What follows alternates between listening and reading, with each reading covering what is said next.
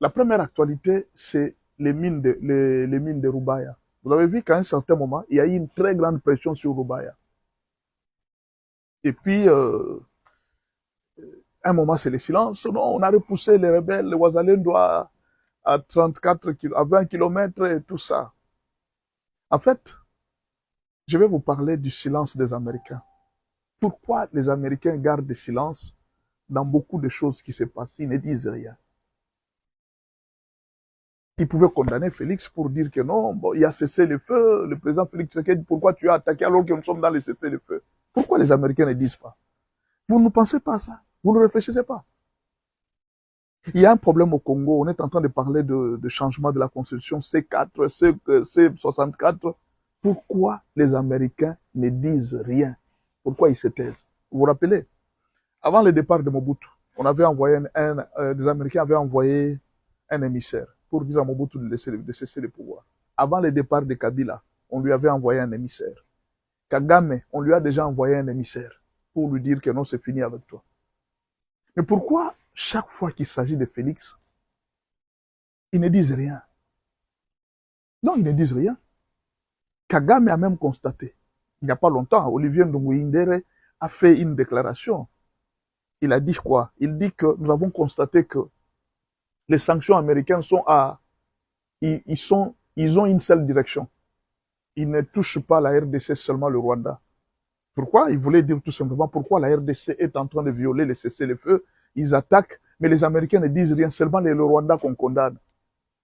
La logique rwandaise n'est pas très claire. Vous êtes dans le pays d'autrui. Les Congolais se défendent sur base de souveraineté. Vous voulez dire que non, les Américains doivent être neutres. Quand vous êtes en dehors de votre pays, par exemple, comme il y a la guerre entre l'Ukraine et l'Iran, vous êtes dans le pays d'autrui. Vous avez envahi les pays d'autrui. Que les Américains soient neutres, pourquoi? C'est comme si vous disiez aux Américains d'être neutres entre la Russie et l'Ukraine. Ce n'est pas possible. C'est l'Ukraine qui a attaqué. Les sanctions sont dirigées toujours. Vous avez déjà vu un jour, on a sanctionné Zelensky. On ne les sanctionne pas. C'est leur allié. Et en plus, c'est l'Ukraine qui a attaqué. C'est tout à fait normal, non? Mais pourquoi le silence des Américains? C'est la question qu'il faut que chacun doit se poser. Pourquoi les Américains gardent silence? Et là, les opposants ne comprennent rien. D'abord, commençons par les mines de Roubaïa.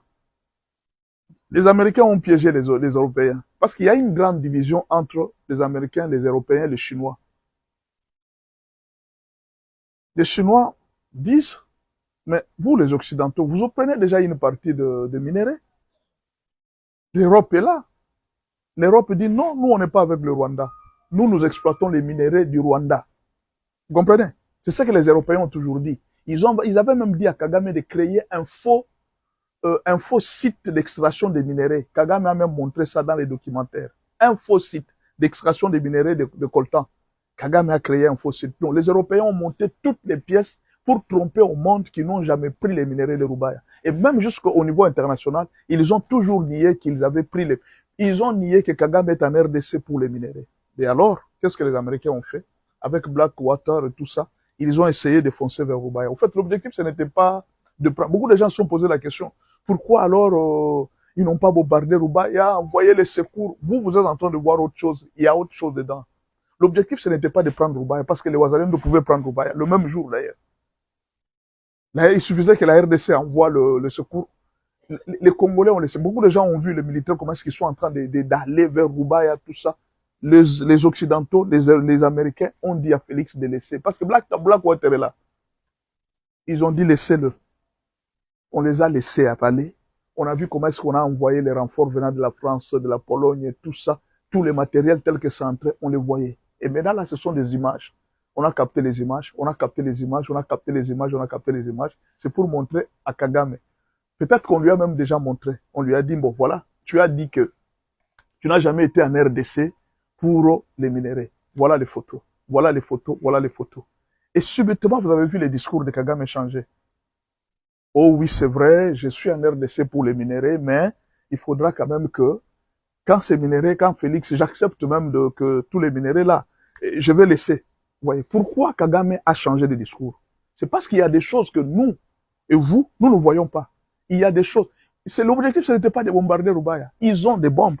ils ont des CH4. Ils peuvent attaquer Roubaïa et écraser Roubaïa. Ils peuvent le faire même maintenant.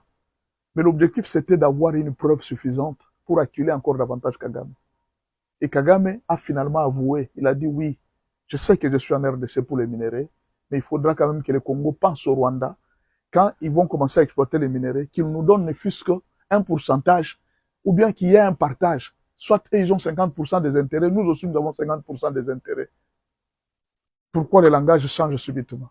C'est parce qu'on l'a acculé pour le pousser à l'erreur, à faire avoir une preuve suffisante pour le condamner. Maintenant, pour le moment, Kagame est dans un état de faiblesse. Il s'est accusé. La France est dans un état de faiblesse. Ils se sont dévoilés. Eux, ils pensaient qu'ils étaient en train de faire mieux. On va protéger ces minéraux alors qu'ils étaient piégés. Ils ont réellement été piégés. Et là, Félix a encore réussi son coup. Il a réussi à piéger. Et il y a une preuve. Maintenant là, comme il y a déjà une preuve, qu'est-ce que le Rwanda peut dire? Qu'est-ce que le Rwanda... Il y avait aussi un autre problème au niveau des États-Unis. L'argument que le Rwanda avait présenté au niveau des Nations Unies, au niveau des États-Unis, ça avait divisé le... Vous savez, tous les Américains ne connaissent pas ce qui se passe au Congo. Kagame avait réussi à tromper le monde entier. Et là, Trump est parti avec le système de preuves. Quand les Black Waters sont arrivés, ils ne sont pas venus seulement pour la guerre d'abord. Non. Ils sont venus pour relever de preuves que Kagame est là. Il y a des images qui sont parties aux États-Unis que vous et nous n'avons pas.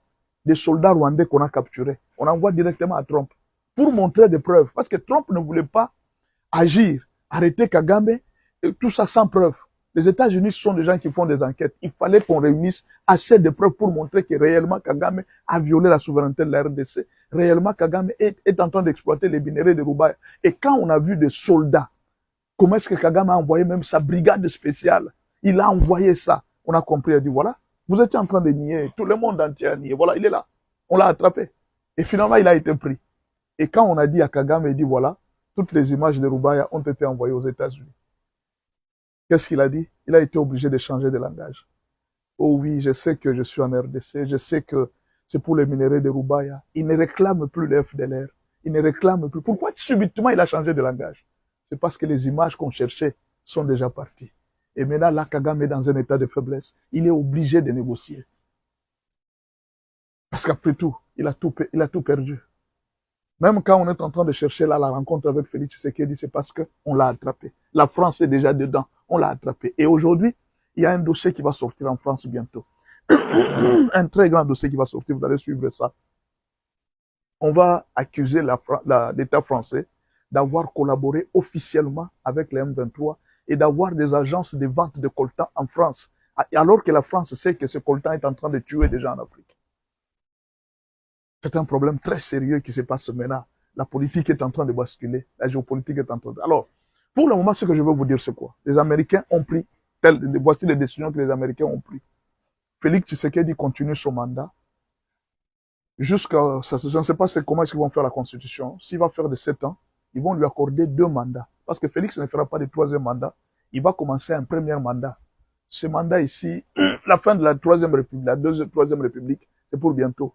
Quand la 3e République tombe, on commence un nouveau mandat. Et Félix Tshisekedi sera représenté comme candidat unique. Candidat unique. Beaucoup de gens seront arrêtés pour fraude, vol et tout ça, et ils vont se retrouver en prison par-ci par-là. Il sera le premier président qui pourra faire probablement 14 ans au pouvoir. Donc, 7 ans, un mandat de 7 ans, il pourra faire 14 ans au pouvoir.